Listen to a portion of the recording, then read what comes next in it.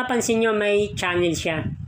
Tapos pagka pinindot natin to, yan may air siya. Pag pinindot ko dito, may cable.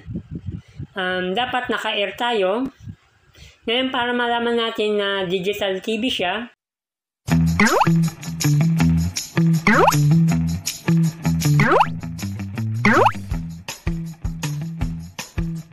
Hello mga katek! yung hindi pa po pala nakakapasyal kay DIY Pinoy Technician, pakisuportahan po.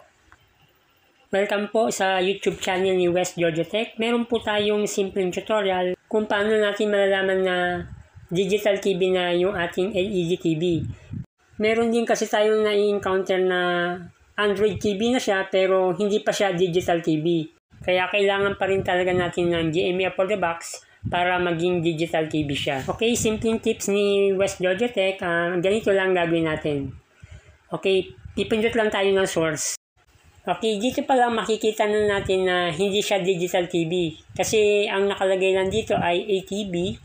Ang ibig sabihin nito, analog TV lang. Hindi siya digital TV.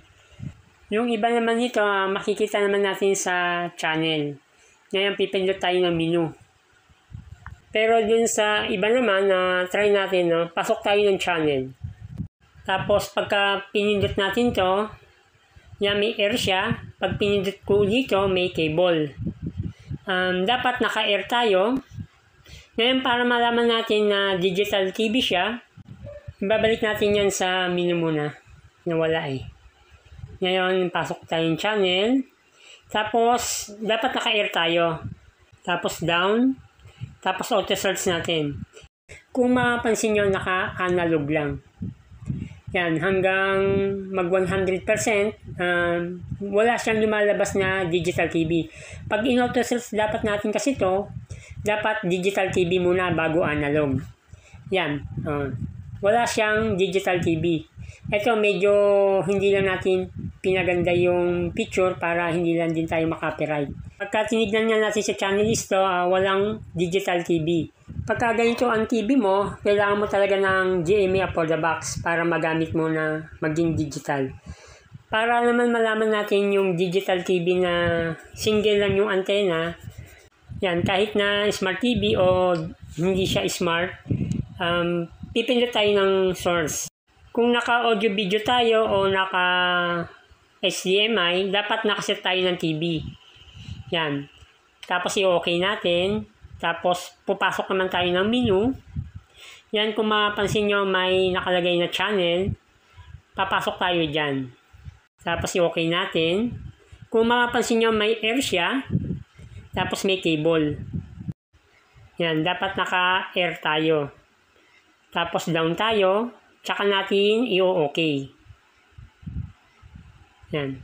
Kung mapapansin nyo, naka-ATV, tapos may nakalagay na plus DTV.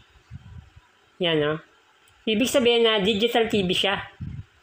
Pagka may ganitong nakasulat. Okay, nawala. Balik ulit tayo ng menu. Pasok tayo channel. Tapos, yan, naka-air tayo. Ito, i-okay natin. Yan, kung mapansin nyo, may ATV plus DTV. Ngayon, i-auto-search natin to. Tapos, okay natin. Yan. Kung mapapansin nyo, may nakasulat na DTV, ATV. Yan, may nakukuha ng reception dun sa ating DTV. Yan, Kung mapapansin nyo, may nakasulat na DTV. May ibig sabihin na nakakakuha siya ng reception. Yan, may siyam na reception na siya. Tapos, kung mapapansin nyo, naka 14% pa lang tayo.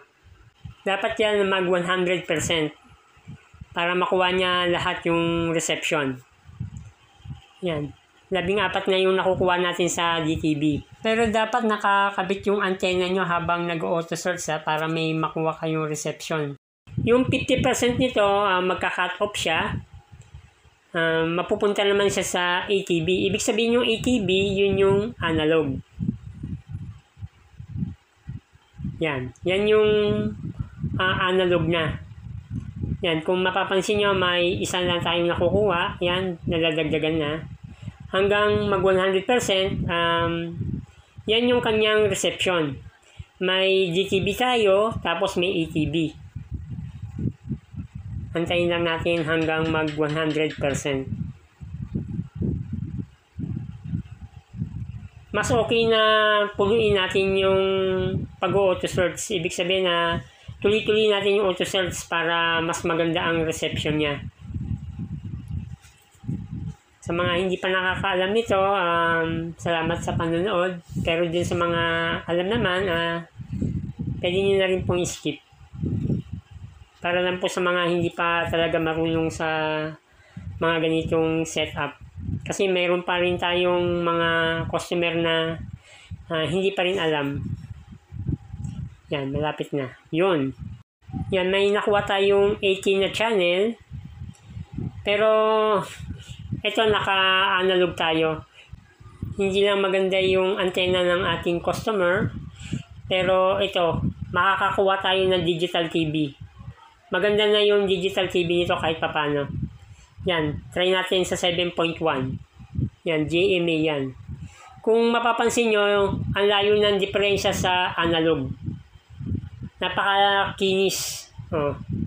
Tapos pag nag 7.2 tayo o 7.3, yan Heart of Asia. Yan, oh. Malinaw siya. Ibig sabihin naka-digital TV na tayo.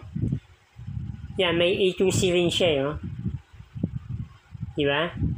Ito yung mga reception na po pwede natin makuha dito pagka digital TV. Para na rin tayo naka-Apple the Box. Yan, kung ganito ang TV mo, hindi mo talaga kailangan ng GMA Apple the Box. Dahil itong GMA Apple the Box, halos yan lang din yung laman yan. Okay, simpleng tutorial lang yung ginawa natin para malaman natin na hindi na natin kailangan ng GMA Apple the Box kung ganito ang inyong unit.